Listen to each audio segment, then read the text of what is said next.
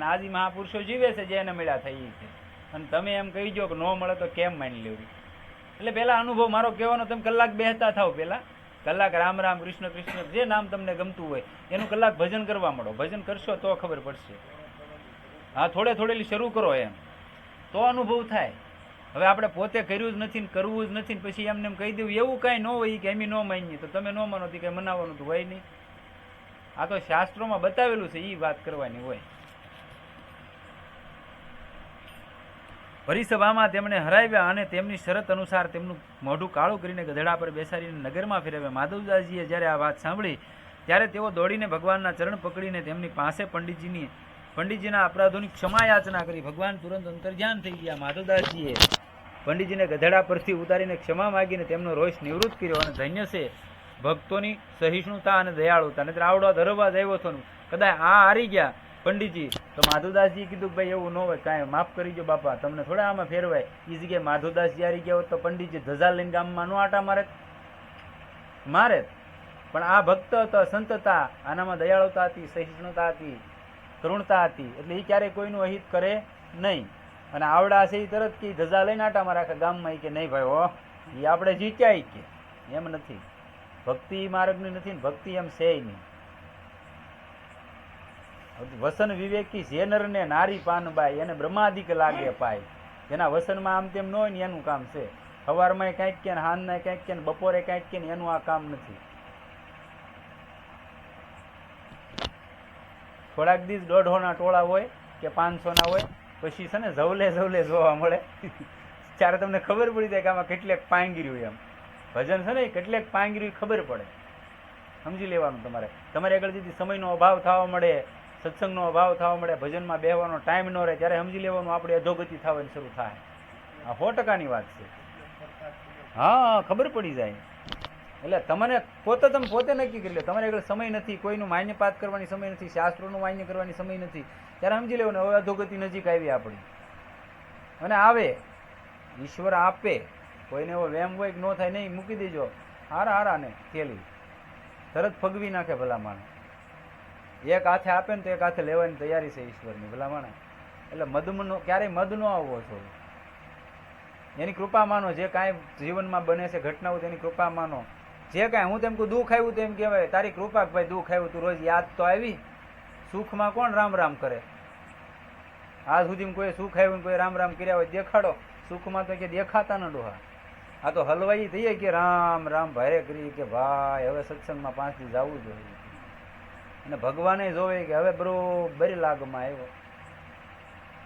પછી આપણે એમ કે મારાથી બેહાતું નથી, મારા પગ દુખે. પહેલા જો આ કર્યું હોત ને તો આ નો હાલત આવે. તમને લાગશે થોડુંક અઘરું જ તે, પણ આ કર્યું હોત તો હાલત ન આવે ને. બાળપણથી જેને ભક્તિ કરી હોય એને આ સમય ન આવે, કેમ કે એનું શરીર છે ને એવું એટલું વ્યવસ્થિત હોય છે. આ તો આપણે શું કર્યું, ફેક્ટરા પૂરા કરી નાખ્યા અને પછી પાછા એમ કે હવે ભક્તિ કરવી. ને આપણે પછી પહેલેથી શિક્ષણ જ આપ્યું બાળકોને કે ભાઈ ભક્તિ ગઢપણમાં કરવાની હોય. એવું ક્યાં લખેલું છે ભક્તિ ગઢપણમાં કરવાની? એવું ક્યાંય છે? આપણે ધોઈને ગાઈ નાખી ગઢપણમાં ગોવિંદ ભજી એવું બધું, એવું હકીકત ક્યાંય છે નહીં. હા, ગઢપણમાં બીજું કાંઈ સાધન ન થાય ને તો રામ રામ થાય એમ કીધેલું છે. એકવાર માધવદાસજી વ્રજયાત્રા માટે જઈ રહ્યા હતા અને માર્ગમાં એક બહેન તેમને ભોજન કરાવવા લઈ ગઈ. માધવદાસજી હારે જ હતા. એટલે માધવદાસજીએ ભગવાનને કીધું, જગન્નાથ ભગવાનને, કે ભાઈ તમે મારી હારે નહીં, મારી વ્યવસ્થા ખાવાની ન થાય અને તમને ક્યાં મારે હાંસો ભાઈ કે. એટલે એ કે હું ભાઈ તમને લઈ નહીં જાઉં ભગવાનને કે. ભગવાન કે વાંધો નહીં. માધવદાસજી વૃંદાવન બાજુ નીકળી પડ્યા. જગન્નાથપુરીથી વૃંદાવન ઘણું બધું થાય, ખ્યાલ જ છે આપણને. હાયલા જ થાય એટલે હાથ પડીને ભૂખ લાગી. બરોબર, એક માજી બેઠા થઈ કે મારી ખવડાવશું. હવે સાધુને શું હોય તો કે હા ભાઈ ખવડાવો. એટલે બેહાર્યા, અંદર લઈ ગયા, રસોઈ તૈયાર કરીને જમવા બેહાર્યા. હવે માધવદાસજી એકલા જ હતા. જમવા બેઠા એટલે માડી બાજુ બેઠા રોવે. બેન હતા ને રોવા મળ્યા કે ઓહો આની માને કે જરાય દયા નહીં આવી હોય. એટલે ઓલા માધવદાસજીએ પૂછ્યું ભાઈ હું કામ રોવો? કે રોવાનું તમને કેમ કાંઈ નથી ખબર? કે નહીં કે તમને કાંઈ દયા ના આવતી? કે કોની? માધવદાસજી કે કોની? કે આ 5 વર્ષનો સુકોમળ બાળક આની માને કે જરાય દયા નહીં આવી, તમારે હારે મોકલી દીધો કે સાધુની. તે ઓલા આમ ધ્યાન કર્યું કે ના પાડી હતી ને તોય તું આવ્યો. એ કે હવે કેટલો ભગવાન પ્રત્યે મારો કહેવાનો એનો ભાવ કેટલો છે, ભગવાન એની પ્રત્યે પ્રેમ કેટલો હોય છે કે માધવદાસજીને મૂક્યા વગર ભગવાન નથી રહેતો. કે ભાઈ તને હું જવાનો દઉં, હું તારી હારે હારે હાલે એમ. હા એમ. એટલે ભગવાન તમારો ઋણી થઈ જાય છે. ખાલી નામ જપ કરવાથી ભગવાન તમારો ઋણી થઈ જાય. હનુમાનજી શું કર્યું હતું? ઈ જ કર્યું હતું. રામ રામ કરવાથી હનુમાનજી મહારાજ ઋણી થઈ, હનુમાનજી મહારાજના ઋણી રામ થઈ ગયા. તેમણે ભોજન કરાવવા લઈ ગઈને તેમણે બહુ પ્રેમથી તેમને ભોજન કરાવ્યું, અને ત્યાં તેમની સાથે શ્યામ સુંદરજી બાજુમાં બેસીને ભોજન કરવા લાગ્યા. અને તે બહેન ભગવાનનું સુકુમાર વદન જોઈને રડવા લાગી અને માધવદાસજીને પૂછવા લાગી કે આટલું સુંદર બાળક કોનું છે? તમે ક્યાંથી લઈ આવ્યા? આ બાળક વિના આની માં જીવિત કઈ રીતે રહેશે? માધવદાસે બાજુ વળીને જોયું તો શ્યામ સુંદરજી ભોજન કરી રહ્યા છે. માધવદાસજીને અરે એ ઝપટ બોલાવે. એટલે આ મતલબ ભક્તોનો ભાવ આવે છે. તેઓ શુદ્ધબુદ્ધ ગુમાવીને બેઠા અને તે બહેનની પ્રશંસા કરીને તેની પરિક્રમા કરવા લાગ્યા અને તેના ભક્તિભાવ અને સૌભાગ્યની પ્રશંસા કરીને ત્યાંથી વિદાય થઈ ગયા. એ બેનને કીધું કે ભાઈ તારા એહો ભાગ છે, પરમાત્મા તારે ઓલે જમવા આવ્યો, નહીતર આ ક્યાંથી મોકો મળવાનો? તો ભગવાન તમારે ઘરે જમવા આવે, પણ આ બેનના કંઈક નસીબ છે ને ત્યારે ઈશ્વર આવે. એટલે મતલબ વ્યવસ્થા છે, ઈશ્વરે આપ્યું છે. ઘરે છે કોઈ અતિથિ અભ્યાગત, કોઈ યાચક આવે, પૈસા ને એવું માગે તો હું ના પાડું, ભાઈ બહારથી ડેલેથી પ્રણામ કરી દેજો, કોઈ વ્યવસ્થા નથી. પણ જો કોઈ એને તમે પૂછ્યું ભાઈ જમવું છે, તો એ તમારા ઘરે તો નહીં, તમારા ઘરે તો તોય ન લઈ જાવ. અને હકીકતમાં જે યાચક હશે ને તમારો દરવાજો ઓળંગીને અંદર આવશે નહીં. પહેલી વાત આ સત્ય માણસ છે એ નહીં આવે.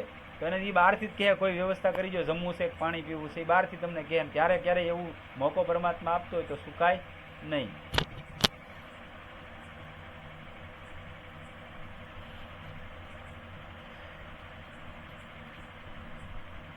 શ્રી માધવદાસજી ત્યાંથી આગળ ગયા અને એક બીજા ગામમાં પહોંચ્યા, જ્યાં એક વૈશ્ય ભક્ત રહેતો હતો. અને પરંતુ સંયોગની વાત છે કે તે ભક્ત જોઈને ભક્ત કોઈ બીજાને ઘરે ગયો હતો, અને તે ઘરમાં તેમની પરમ ભાગવતી પત્ની હતી. તેણે આવીને શ્રી માધવદાસજીના ચરણોમાં પ્રણામ કર્યા અને પ્રસાદ ભોજન ગ્રહણ કરાવવાનો અનુરોધ કર્યો. અને તે દિવસે તેને ઘરે એક મહંતજી આવ્યા હતા અને તેઓ મકાનના ઉપલા માળે બેઠા હતા. ભક્ત પત્નીએ ઉપર જઈને મહંતજીને કહ્યું કે એક સંત પધાર્યા છે. મહંતજીએ કહ્યું કે અહીં તો બીજા કોઈની વ્યવસ્થા થાય એવું નથી. ત્યારે તે નીચે આવીને માધવદાસને કહ્યું કે હું સીધું સામાન આપું છું, કૃપા કરીને તમે રસોઈ બનાવી લો. માધવદાસજીએ કહ્યું કે તમારે ભોજન કરાવવું જ હોય તો જે ઘરમાં તૈયાર હોય તે લાવો, તમારે મને ખવડાવવું જ હોય તો જે હોય તૈયાર આપો. ત્યારે તે બહેને તેમને સારી રીતે ગરમ કરેલું દૂધ પીવા માટે આપ્યું. અને આ રીતે તેમની ઈચ્છા પૂરી થઈને માધવદાસજીએ જતા જતા તે બહેનને કહ્યું કે ભક્તજી આવે તો તેમને કહી દીજો કે જગન્નાથથી માધવદાસજી આવ્યા હતા. ભક્ત પત્નીને પોતાનો પરિચય આપીને શ્રી માધવદાસજી ત્યાંથી ચાલ્યા ગયા. અને તેમના ગયા પછી થોડી જ વારમાં તે ભક્ત ઘરે આવ્યા અને ત્યારે તેમની પત્નીએ માધવદાસનું નામ કહ્યું. આ સુંદર અને શુભ સમાચાર સાંભળતા જ મહાજન ભક્ત દોડ્યો અને તેમની સાથે તે મહંતજી પણ દોડ્યા અને બંને જઈને શ્રી માધવદાસજીના ચરણોમાં લપેટાઈ ગયા. અને શ્રી માધવદાસજી પણ તેમને પ્રસન્નતાપૂર્વક મળ્યા. અને શ્રી માધવદાસજીએ ભક્ત દંપતીની સંત નિષ્ઠાની પ્રશંસા કરીને મહંતજીએ અત્યંત દીનતાથી કહ્યું કે મેં તમારો મહાન અપરાધ કર્યો છે, તે કઈ રીતે દૂર કરી શકાશે? શ્રી માધવદાસજીએ કહ્યું કે જ્યાં સુધી જીવો ત્યાં સુધી સંતોનો પ્રસાદ ગ્રહણ કરો. અપરાધ નિવૃત્તિનો આ અમોઘ ઉપાય છે. સંતોનો પ્રસાદ એટલે એનું જૂઠું જે હોય એ ગ્રહણ કરવાનું ઉપાય છે. ઘેર પધારવાનો આગ્રહ કરવાથી શ્રી માધવદાસજીએ મહાજન ભક્તને કહ્યું કે પાછા વળતા ફરી મળીશ. પછી તેઓ વૃંદાવન ચાલ્યા ગયા. સદગુરુદેવ કી જય.